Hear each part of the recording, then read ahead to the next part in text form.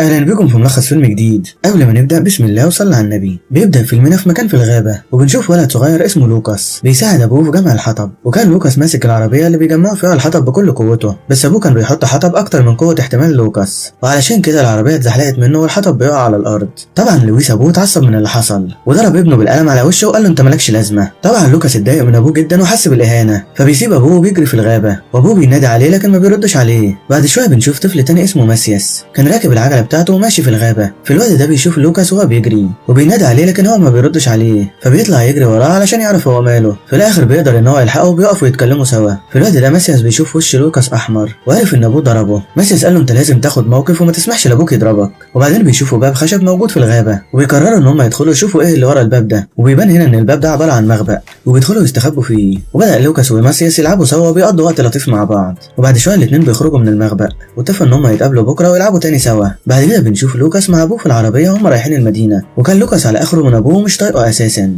بعد كده ابوه بيطلب منه ان هو يديله السجاير اللي موجوده في الجاكيت اللي وراه، لكن لوكاس بيرفض يديها له وقال له ان امه قالت ان السجاير مضره بالصحه. في الوقت ده ابوه اتعصب عليه تاني وكان بيبص له وبيزعله ومش واخد باله من الطريق. وفجاه بيظهر ماسياس على الطريق قدامه بالعجله، لكن من سوء الحظ لويس خبطه بالعربيه وبيموت ماسياس على طول. وقتها اتصدم لويس ولوكاس من اللي حصل، ونزل لويس يشوف ماسياس لكن بعد فوات الاوان وبيعرف ان هو مات. ومن غير تفكير كتير لويس بياخد العجله وبيرميها من فوق التل. في الوقت اللي لويس اخد العجله من تحت العربيه علشان يرميها، الزينه اللي كانت في العجله شبكت في العربيه من تحت بس لويس ما شافهاش. وبعدها بياخد ماسياس وبيرميه من فوق التل هو كمان، وده علشان تبان ان هي حادثه عاديه وان الولد هو اللي واقع من فوق التل. كل ده ولوكاس مصدوم من اللي شافه ومش قادر ينطق ولا كلمه. ابوه قال له ما يحكيش اللي حصل ده لاي حد. وبعد كده بيكملوا طريقهم، وبعد شويه بيوقفهم فرانسيس ابو ماسياس وبيسالهم على ابنه لو كانوا شافوه او قابلوه هما في الطريق، وده لانه خرج من الصبح بالعجله ولسه ما رجعش. لكن لويس طمنه وقال له ما تقلقش، وقال له هو اكيد بيلعب وهيرجع كمان شويه. وهم ماشيين فرانسيس بيشوف لوكاس وهو بيعيط وحزين وبيبص له زي ما يكون عايز يقول له حاجه. بعد كده بنشوف لويس وهو بيحاول يقتل لوكاس بالفاس، لكن ده بيكون كابوس. وبنعرف ان اللي بيحلم باللي حصل ده هو لوكاس، بس ده بعد ما عدى 20 سنه على الحادثه دي. وبنعرف ان هو عمره ما نسى يوم الحادثه، وبنعرف ان هو عايش مع صديقته جولي. في الوقت ده بيجي له تليفون من شخص مجهول وبيبلغه ان بيتهم اتحرق وان ابوه وامه ماتوا. طبعا اتصدم لوكاس من اللي سمعه ده، وبدات جولي صاحبته تهديه. بعد كده بنشوف لوكاس في جنازه ابوه وامه، وكان معاه صاحبته جولي وصاحبه الانتيم ارنولد. وبعد الجنازه بيروح عند بيتهم المحروق، وكان حزين جدا على شكل البيت واهله اللي ماتوا. وافتكر كلام الضابط لما قال له ان الجثث كانت متفحمه جدا لدرجه ان هي اتحولت لهياكل عظميه. وبعد شويه بيظهر فرانسيس وهو قاعد على كرسي متحرك، وطبعا كان راجل عجوز وبيسلم عليهم. ومن الطبيعي ان لوكاس بيكون مش قادر يبص في وشه، بس هو بيسلم عليه وبيقدمه لاصحابه وبيعزمهم فرانسيس في بيته علشان يشربوا معاه القهوه. لكن لوكاس بيرفض. فرانسيس قال له ان المطاف اداته صندوق يخص ابوه وامه وعايز يديهوله، فبيوافق لوكاس ان هو يروح معاه علشان ياخد منه الصندوق. وبعد شويه بيوصلوا لبيت فرانسيس، وكان بيحكي لهم عن الغابه وان هي زي عيلته بالظبط، وقال لهم ان هو عارف حته حته فيها. بعد كده الثلاثه بيكونوا مستغربين ومعجبين بقوته، وده لما بيشوفوه وهو طالع لبيته واللي بيكون مجهز مزلقان مخصوص علشان يدخل منه للبيت. بعد كده بيدخلوا البيت وحكى لهم عن سبب عجزه وان هو اتعرض لحادث، وان هو اتزحلق وهو بينقل جذوع الشجر واتصاب بالشلل، وكان عاوز يوريهم هو ازاي عمل عربيه يدويه علشان ينقل بيها الخشب. علشان كده بياخدهم على ورشته اللي جنب البيت وبيفرجهم كمان على آلة تقطيع الخشب، وبعد كده بيفرجهم على نموذج عربيه يدويه اللي عملها علشان ينقل عليها الخشب، ودي كانت نموذج صغير من العربيه الحقيقيه. ارنولد كان شايف ان هي عربيه عاديه يعني ومش خطر ولا حاجه، ولما فرانسيس بيسمعه بيقول كده بيتعصب من كلامه وقال له ان العربيه دي لو اتزحلقت عليها هتخلص عليه. بعد كده بيرجعوا بيت فرانسيس تاني. في الوقت ده بيطلب منه لوكاس الصندوق بتاعه. فرانسيس قال له ان هو موجود في الجراج وان هو هيروح يجيبه له. وبعد ما فرانسيس بيمشي بيروح لوكاس يعمل قهوه. في الوقت ده بيشوف كوبايه ماسياس القديمه وتهيأله كمان ان هو واقف قدامه. وقتها بنعرف ان هو بيكون لسه مش قادر ينسى الحادثه. وبعد شويه بيجي فرانسيس ومعاه الصندوق، ولما بيفتحوه بيلاقوا فيه صور لوكاس وهو صغير، وكمان بيلاقوا صوره لماسياس مع لوكاس. وقال لهم فرانسيس ان ماسياس ابنه، وقال لهم ان هو اتعرض لحادثه بالعجله بتاعته ووقع من فوق التل. وقال لهم ان بعد ما ابنه مات مراته زعلت عليه وحزنت عليه لحد ما انهت حياتها بايديها. وفرانسيس كان متاثر جدا ومش عارف ينسى اللي حصل لعيلته. لوكاس لما سمع الكلام ده كان متاثر جدا وحاسس بالذنب، وده بسبب السر اللي مخبيه السنين اللي فاتت. بعد كده الشباب قرروا ان هم يمشوا دلوقتي لان الوقت اتاخر، وبيروحوا يركبوا العربيه علشان يمشوا. وبيخرج فرانسيس علشان يودعهم، وبيطلب من لوكاس ان هو يجي تاني ويسال عليه، وقال له ان هو عنده كلام مهم يخص ابوه وامه. لوكاس قال له ان هو هيبقى يجي يزوره تاني، وبيركب العربيه لكن لما بيجي يشغلها ما بتشتغلش. ولما فرانسيس بيشوف العربيه عطلانه قال له ما تقلقش انا هبص لك على الموتور. وبعد ما شافها ما قدرش يوصل لسبب العطل، وقال لهم ان له واحد صاحبه ميكانيكي هيتصل بيه ويجي يشوف العربيه. ولما فرانسيس بيروح يتصل على صاحبه ارنولد بيحاول يشوف العطل فين. وبعد شويه فرانسيس بيرجع لهم تاني وقال لهم ان صاحبه الميكانيكي مشغول النهارده وان هو مش هيقدر يجي الا بكره، وعرض عليهم انهم يباتوا النهارده لحد ما العربيه تتصلح. بس هم ما كانوش مرتاحين للوضع ده، وارنولد كان بيحاول يصلح العربيه. في الوقت ده اكتشف ان خرطوم مبرد العربيه مكسور، وسال فرانسيس لو كان عنده خرطوم بنفس الحجم ولا لا. فرانسيس قال له تعالى نشوف في الورشه. ولما بيروحوا الورشه فرانسيس بيقول له ان في حد قطع الخرطوم ده، وبعد كده بياخد حديده وبيضرب بيها ارنولد على دماغه وبيقع على الارض وبيضربه تاني لحد ما بيفقد وعيه. فرانسيس ده من الاول كان شكله مش تمام وانا كنت شاكك فيه من الاول. وفي نفس الوقت كان لوكاس وجولي في البيت وكانوا واقفين قدام الشباك. في الوقت ده بيشوفوا واحد سايق عربيه فرانسيس وكان لابس نفس الجاكيت بتاع ارنولد وافتكروه ان هو اللي سايق العربيه. بعدها لوكاس بيتصل بيه علشان يشوف هو رايح فين، لكن ارنولد ما بيردش عليه وبيسيب له لوكاس رساله صوتيه بيقول له انت رايح فين. وبعد شويه بيروحوا الورشه علشان يشوفوا فرانسيس. قال لهم فرانسيس ان هو ملقوش خرطوم هنا، وعلشان كده ارنولد راح يشوف خرطوم تاني في ورشه قريبه منهم. وبعد كده بيرجعوا البيت تاني. حاول لوكاس يتصل بصاحبه تاني لكن برضه ما بيردش. بعد شويه بتجيله رساله من ارنولد بيقول له ان هو مش لاقي الخرطوم في القريه وعلشان كده هيروح المدينه يجيبه من هناك. وطبعا هو هياخد وقت لحد ما يروح المدينه ويرجع تاني. واصلا اللي كان باعت الرسائل دي هو فرانسيس. لوكاس وجولي ما كانش قدامهم حل غير ان هم يستنوا. بعد شويه لوكاس جات له رساله تانيه من ارنولد بيقول له فيها ان هو مش هيقدر يرجع بالليل وان هو هيضطر ينام في العربيه لحد الصبح. ولما فرانسيس عرف الكلام ده عرض عليهم ان هم يقضوا الليل عنده ويباتوا في اوضه ماسياس. بعد كده بيدخل لوكاس وجولي يناموا، لكن لوكاس مش بيعرف ينام فبيقرر يخرج شويه بره البيت يشم شويه هوا وبعدين بيدخل البيت تاني. في الوقت ده بيسمع صوت تليفون. في الوقت ده بيتفاجئ لما بيلاقي تليفون ارنولد وده معناه ان صاحبه هنا في البيت وان مش هو اللي مشى بالعربيه. وقرر ان هو يدخل الورشه يدور عليه واتصدم لما بيشوف الكرسي المتحرك بتاع فرانسيس وهو مش موجود عليه. وكمان بيشوف باب خشب في ارضيه الورشه وكان رايح علشان يشوف ايه اللي ورا الباب ده، لكن بيسمع صوت حد جاي وبيستخبى على طول. وبعد شويه بيخرج فرانسيس من الباب وبيقعد تاني على الكرسي بتاعه وبيخرج من الورشه. ودلوقتي اتاكد لوكاس ان في حاجه مش طبيعيه بتحصل وطبعا كان عنده فضول وعاوز يعرف الباب الخشب ده وراه ايه. والمفاجاه بقى ان فرانسيس كان بيراقبه من بعيد زي ما يكون عارف ان لوكاس هيعمل كده. وفعلا بينزل يشوف في ايه تحت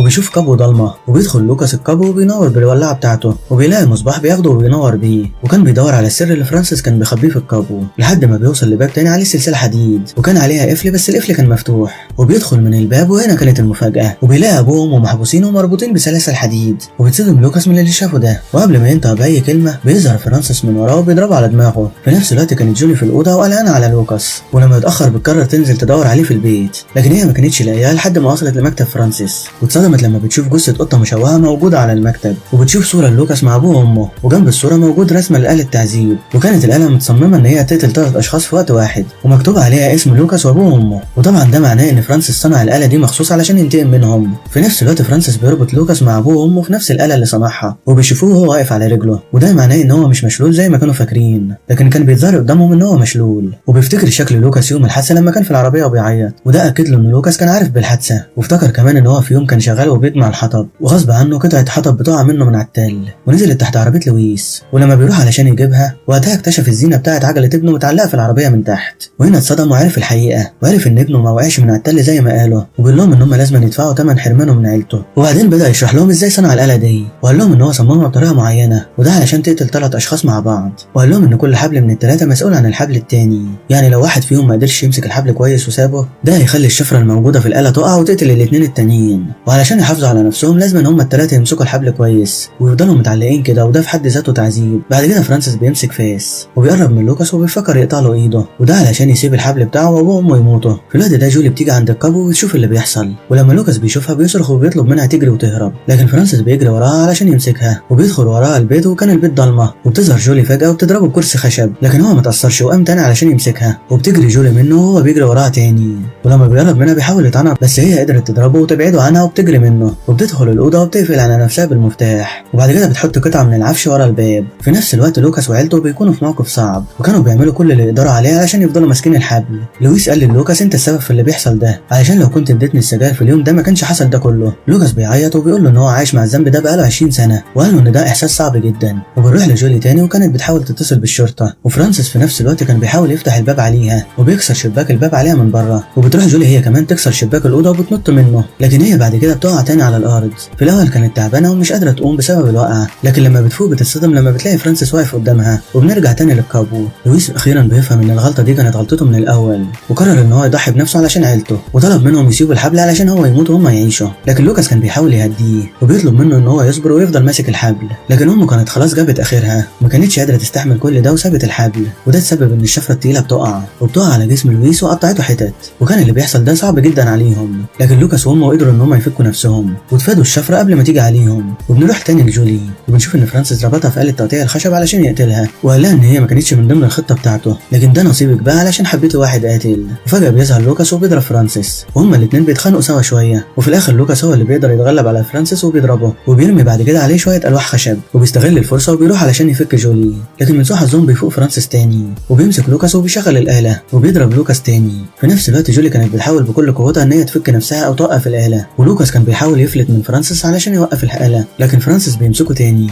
وفي الاخر بيضرب لوكاس وبيدوس على وشه وكان عايز يقتله، لكن جولي كانت قدرت تفك نفسها وبتيجي وبتضرب فرانسيس بمطرقه على دماغه وبيفقد وعيه، وبياخدوه بعد كده وبيرموه في الكابو. بعد كده حاول لوكاس ان هو يخرج امه من الكابو، وعلشان هي كانت تعبانه ومش قادره تتحرك لوكاس بياخد وقت علشان يخرج امه، وده من حسن حظ فرانسيس لانه في الوقت ده بيفوق وبيرجع لوعيه وبيطلع سكينه من جيبه وبيطعن ام لوكاس في رجليها، لكن لوكاس بيقدر يخرج امه قبل ما يعمل لها حاجه اكبر من كده، وبيقفل باب الكابو عليه، لكن فرانسيس كان ب7 ارواح وبيقدر يكسر الباب الخشب وبيخرج من الكابو وبيخرج يدور عليهم بره البيت. في الوقت ده بنعرف ان ارنولد لسه عايش، وكان فرانسيس حبسه في صندوق كبير وقافل عليه، وكان بيحاول يخرج منه وهو بيصرخ وبيطلب المساعده، لكن لما فرانسيس بيسمعه بيجيب جيركن كبير وبيحطه فوق الصندوق، وده علشان ما يقدرش يفتحه ويخرج منه. في الوقت ده كان لوكاس وامه وجولي كانوا بيجروا في الغابه، وامه كانت تعبانه جدا ومش قادره تمشي، فبيقرر لوكاس ياخدهم من المخبأ اللي في الغابه اللي كان بيلعب فيه زمان مع ماسياس، ولما بيدخل المخبأ بيولع الولاعه بتاعته علشان ينور بيها، وده اتصدم لما بيشوف جثه ماسياس موجوده في المخبأ ومشوهه، وبنشوف ان فرانسيس كان مزينها زي الدميه، وكان منظر مرعب ليهم جدا. وبعد شويه بيوصل فرانسيس وبيقفل عليهم باب المخبأ من بره، وقال ان ابنه دلوقتي مش هيكون لوحده. في الوقت ده قرروا ان هم يفضلوا هنا لحد الصبح وبعد كده يفكروا هيعملوا ايه. وتاني يوم الصبح بيصحوا من النوم وبيلاحظوا ان باب المخبأ مفتوح، وبيخرج لوكاس لوحده علشان يطمن هو الاول، لكن اتصدم لما شاف ارنولد مربوط في عربيه تجميع الحطب اللي فرانسيس عاملها، وبنعرف ان العربيه ديت خطر جدا لان لو رجل ارنولد اتزحلقت العربيه هتدوسه وهيموت على طول. حاول لوكاس ان هو يفكه لكن للاسف ما قدرش. في الوقت ده بيجي لهم فرانسيس وبنشوف ان هو مسك جولي وربطها في الشجره اللي قدامهم،